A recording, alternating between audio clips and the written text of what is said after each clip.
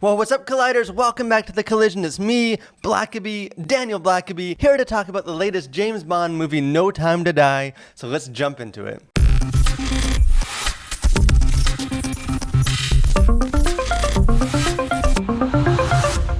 So this movie's been getting a lot of good buzz, a lot of hype. It's really kind of getting pumped up as this is the last entry in the franchise for Daniel Craig, his last go at it as James Bond after, several others, kind of a overall successful run as Bond. So it's been getting a lot of hype, kind of the end of this sort of mini series within the Bond franchise. And I'm not a huge James Bond fan necessarily. I can't tell you all the lore, and this has never really done a whole lot for me. But I was excited for this one. Just a lot of it because of the buzz and from what I saw in the trailers, and it lived up to the hype. This is a really good movie. It's a great spy movie. I don't know where it falls in the franchise as far as better than this one, not as good as this one. I just know that it's a good time at the theater. It's a good movie. It's a good experience. It has a lot going for it, and it's a great kind of send off for Daniel Craig as Bond with the story. We'll get kind of into in a second kind of why that is or how that is, or some of the real kind of more thematic stuff that I thought was really good and maybe even surprising for the kind of movie that this is and the kind of the reputation going for it. But this sort of on the surface, this has a lot of the stuff that you would expect for a big blockbuster movie. The acting, pretty much across the board is good. Daniel Craig is great as Bond. This is, he was a perfect choice, which is maybe in hindsight at the time, maybe people thought he was too old or wasn't a great fit, but, this movie kind of puts his stamp that he was a great fit for Bond. He really owns the role. Kind of, all the side characters and stuff they're all fine. Rami Malek, kind of one of the more recent kind of stars, plays the villain in this character in this film, and he's fine. He's a great actor. I like him as an actor and a lot of stuff he's been in. His character is, in some ways, it's kind of an on the nose kind of stereotype of like a villain, but he plays it well. He owns it. I think he kind of elevates the character, makes him more interesting than maybe he would have been, even though he actually has probably less screen time than I would expect for kind of the main villain in the franchise. He just sort of pops up now and then. The action, again, this is a big blockbuster movie. You go expecting fast car chases and guns being shot and fancy high-tech gadgets, and the film gives you all of that. It gives you all of that several times. There's multiple high-speed car chases in different locations, a lot of different action set pieces, and just sort of neat kind of Bonds, not really to the extent of like a Mission Impossible, but just cool gadgets in his car, that can do everything. It has guns built in, and so you have a lot of the action that. There's so much of it that then in some ways I felt almost that I got watered down just a little bit with the like the car chase scenes are really good, but at a certain point there's so much just firing a machine gun off kind of in random directions. He never misses. Characters, the body count kind of adds up, and I think kind of these movies are definitely, it's at its best when Bond is kind of using his head and like outsmarting the enemies, and not just sort of firing at 4 different locations and having 4 characters sort of fall into the screen dead. And there's something like there's a scene in a foggy forest where he is outnumbered and he has to kind of use his brains more than just sort of outgun them. And so there are definitely some of those. There are some really good action, and both car chase scenes are excellent.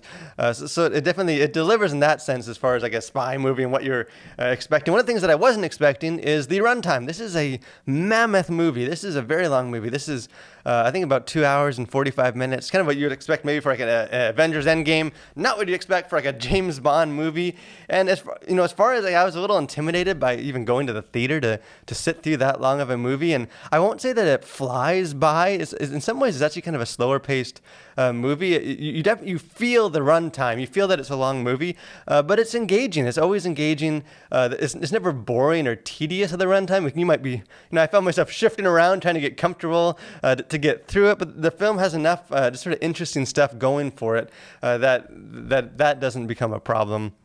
But I think that the strength of this film is the story, kind of what it's going for. And I think in any kind of franchise, well, I guess there's not that many to compare to, but a franchise that is 25 films into it, that has spanned decades, has a lot of baggage. It has a lot of stigmas and expectations and stuff has fans that have grown up with this, and kind of a lot of boxes to check, while also having to adapt for the times and grow and change to keep up. And it's a tricky balance to strike. And I thought this movie, this hit that balance near perfectly. In some ways, it very much sort of gives the stuff that you expect from a Bond movie, the good and the bad of the stuff that you kind of expect, while at the same time kind of transcends that and almost critiques that and kind of moves beyond that. I think you see that in several ways. Like maybe one of the most noticeable is the sort of the stereotypical Bond girls, that oftentimes just sort of a pretty face to put her in some skimpy outfit and let Bond save the day. In a Bond movie in 2021, you still have the pretty face, you still have the skimpy outfit. I'll get in a second, maybe not as much kind of the sexualization as you would expect, but the characters are also have a lot more agency, a lot more interest. They're fighting alongside Bond. They're intelligent in some ways. Like a lot of the marketing for the one Ana de Abrams, one of her, she's been like everywhere in the marketing. She's barely in this movie. She shows up in kind of a revealing dress. She's in one scene and then she doesn't show up again. So there is some of that they're kind of leaning into that, but it also the way it treats sort of the female characters kind of overall is actually really surprising. It kind of celebrates other aspects of their characters and who they are, and that strength isn't that they can fight and shoot and alongside the bad guys and helping Bond, but they also have strength from other ways that kind of complement Bond and kind of help him when he needs it. So in that way, that's one kind of example of doing that. And I think just Bond in general is he's still kind of he's still smoldering look and real tight short swimsuits and shirtless, and they show him some kind of unnecessary of him showering and from the chest or stomach up, see all his six pack and stuff. So he's very much is Bond, kind of that you would expect, but a lot of the story, kind of the driving kind of plot throughout the story is him kind of realizing that that kind of ideal that he is, this very kind of manly man, smoldering playboy kind of character, that's not really enough. That he kind of desires more than that, and that's not a thing that he wants to use his whole life. That things go on, life goes on, and a lot of this sort of his character growth is him kind of growing beyond some of the sort of the stereotype or stigmas and kind of expectations that he has in the franchise. And it's the way that they did that as filmmakers, sort of, hey, this is what you expect, but we're also in 2021 and this is a very old franchise. So it is an upgrade or an updating of the material without necessarily kind of, totally rejecting everything that's come before it. As far as stuff on the surface, profanity, I think a couple of F-bombs, at least one, maybe two that I heard, and then just sort of a collection of kind of other kind of more minor profanities. Minus the F-bombs, really probably not more profanity than you'd hear in like a Marvel movie or something. Wasn't a whole lot of that. The sexuality, there's a little bit of it, but not as much as you might expect in a James Bond movie. Again, some of the outfits are a little more revealing, kind of low-cut dress or Bond, just in very tight little shorts on his boat ride. So you have some of that, and there's a couple scenes where he is making love with his partner, but it's not shown in any gratuitous way. It's kind of in the background. It's very quick. They're underneath the covers. You sort of see their feet. So it really doesn't lean into as much as past Bond films as far as the sexuality, which is refreshing and shows that you can do that. You can do the story without having sort of the eye candy and all that kind of stuff. And the violence, it's just a spy movie. The kill count is high. Bond takes out a lot of bad guys, but usually they're just shot and fall kind of bloodlessly. There's a couple of people that, one of the theme or the story things throughout the movie is kind of biological poison and warfare. So you see a couple of people that get that and their skin gets all blotchy, and so there's a little bit of violence, but overall, really nothing gratuitous in any of the sort of on the surface areas. As far as themes for this movie, there's kind of two, and maybe they're one. Just depends on if you separate them or not. They're related, and I thought the two themes are kind of mortality and then legacy.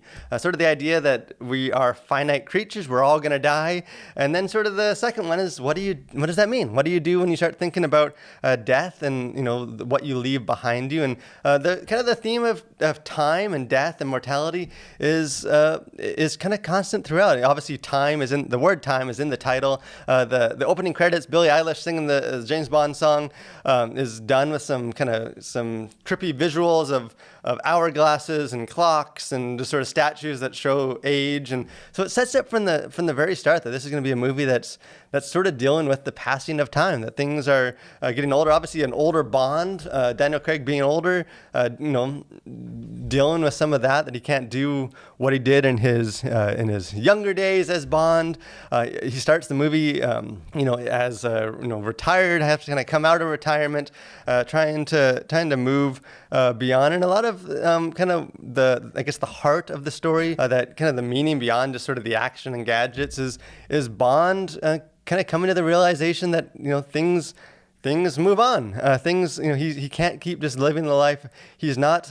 He might be sort of this timeless ideal in pop culture, but the character of Bond is not. He is definitely slowing down his time as a secret agent that can just sort of sleep around and take out bad guys and drive fast cars. That is not eternal. That's not going to last forever. And sort of the second kind of part of that is just sort of what does that mean then? A lot of, in the movie, Bond sort of asking the questions, what am I leaving behind? He comes out of retirement and realizes that even his 007 kind of call sign has been assigned to someone else. This jarring moment of, this is my whole identity is being put into this. And, as I get older and move on, the world's going to move on too, and they're going to assign it to someone else. This thing of what do we leave behind? There's a scene where Bond is talking with the villain. They're kind of having their back and forth bad guy monologue kind of talk, and I don't remember the quote verbatim exactly what he says, but where the villain says, that's what life is. Life is about what we leave behind us, and this theme of legacy, sort of what we have been given, both the characters Bond and really all his partner and the villain, and all the characters are wrestling sort of with where they came from. The movie kind of actually starts with a flashback to give the origins of one of the characters and kind of where they come from and how that sort of sets their path, into the future. But then also just the question of what are they leaving behind? And there's a lot of, even coming at this film, like as a Christian, a James Bond movie is not one you'd expect to find some real deep themes to affirm. He hasn't always been the ideal that maybe Christian viewers are necessarily want to elevate, but sort of how he processes those questions as far as what he leaves behind is really good. Kind of seeing that there's, the things that do matter, settling down, and the legacy that he will pass on, kind of realizing that it's going to go far beyond just sort of the playboy persona and the gun shooting. And I can't get too deep into it because it does get into like some spoilers for what happens in the end of the film and some of the revelations and some of that. But just as a Christian viewer watching this, there was a lot of that I could really affirm for kind of how they took his character, wrestling with those questions and realizing what really matters and what maybe doesn't matter quite as much. So I found that surprising and also refreshing to find in a James Bond movie. So overall, I really enjoyed this movie. It's fun, it's entertaining, there's some humor, there's some good action, there's some good themes and stuff, questions that it asks, and sort of all those things just come together to be a satisfying experience in the theater, watching the movie that made even a very cynical person when it comes to movie run times that thinks no movie should go over 2 hours, even me was able to just really enjoy almost this whole thing start to finish, despite the runtime. So I think especially if you are a bigger James Bond fan, then you will probably really eat this stuff up. And I think it definitely is a fitting end to Daniel Craig as the James Bond character. And I guess we'll see what happens from now on. As just like in the movie, time moves on, Bond changes, and we will continue going into the future for, I'm sure, many more films. But let me know if you guys maybe, especially if you're kind of more into like the lore and the characters and some of the older movies, you probably will catch things that I missed. So let me know if there's anything in there that kind of either Easter eggs or just themes and stuff that I would enjoy. Appreciate hearing some of that, and just if you agreed with me, if you liked the way they handled his storyline, if you thought it was a good ending as for this sort of mini series with the Daniel Craig Bond movies. I'd love to have a discussion about that. And I'd also love for you to subscribe to our channel, become a Collider. I got a lot of stuff we're doing every week. Got live streams, we got a lot more reviews and just other videos and stuff that we're constantly creating, kind of really trying to grow this thing. And we'd love to have you guys join in, kind of have the ground floor of that, and just join with what we're doing. And make sure you like this video, share your thoughts in the comment section. But most of all, guys, stay safe and continue to collide through the world for Christ.